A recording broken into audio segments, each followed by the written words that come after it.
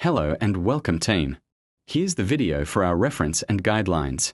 So we're back with another brief video. We're going to discuss the Hoshizaki float switch. Most people on the internet search for Hoshizaki ice thickness control, but it's actually called the float switch. So I want to give you 3 things about this switch, basically the purpose, some basic checks, and how to adjust it. It's not too complicated, just pretty straightforward. So right here is the float switch. Okay, this is the top of it, side view, and the bottom view. Okay, we'll break it apart in a few minutes here, but basically the purpose of this float switch, there's 2 things. One, to check to see if the machine has enough water in the reservoir before the freeze cycle starts. No water in the reservoir, there's no point in making any ice. So it kind of serves as a safety function.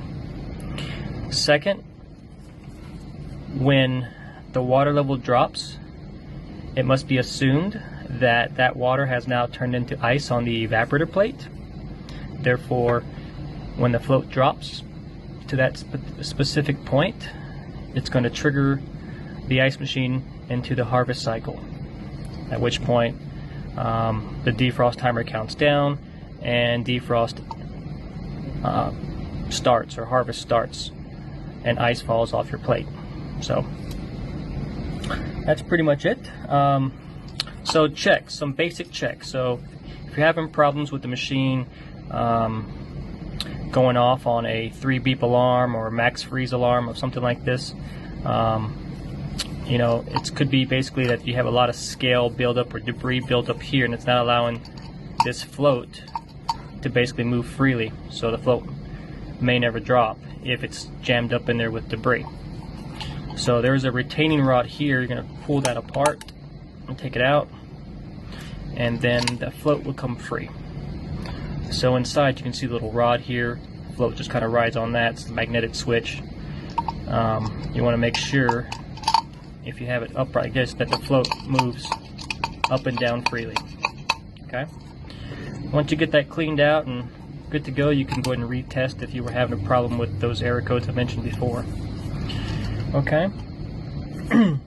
So here's a breakdown I have for you, just in case you needed to see something a little bit more visual. Here's the float here itself again, and here's the internal breakdown of it. Here's pieces. At the bottom of your float, the bottom of this piece here, there is a boot. This boot here. Couplings over this, and this rubber hose attaches to your reservoir. So now the water level in the reservoir will be the same in your float.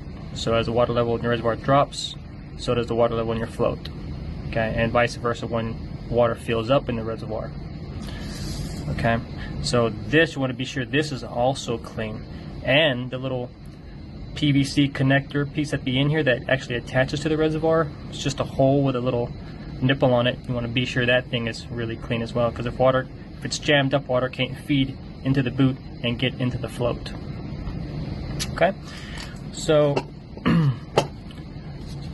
you can adjust this float either up or down. There's 2 screws that you'll loosen up, and you can either slide it up, and by sliding it up, you're going to decrease the cube size. If you slide it down, you're going to increase the cube size, the cube thickness. If you have to take the float off to do your maintenance and you're okay with the cube size as is, I would mark your point here with a pin or a marker, and then take off your float. That way when you put it back on later, you're not trying to figure out where the heck you took it off at or what level it was at. Okay. That's pretty much it. If you guys are new to the machine, you'll find it at the front of the ice machine. After you take your front cover off, you'll usually on the KM series you'll find the water pump here, and here's the float switch right here. Okay, there's your 2 screws, here's your boot, behind this area is your reservoir. That's where it is. Be sure you pay attention to where the hoses go when you take a thing apart, because you can't put them backwards. And the last thing is, make sure you empty the reservoir out completely before you take this out, because there again, the boot is attached to the reservoir. So when you take that boot off, water's going to start spilling out of your reservoir and onto your feet. So we don't want that. Anyway, that's all I have. Thanks for watching.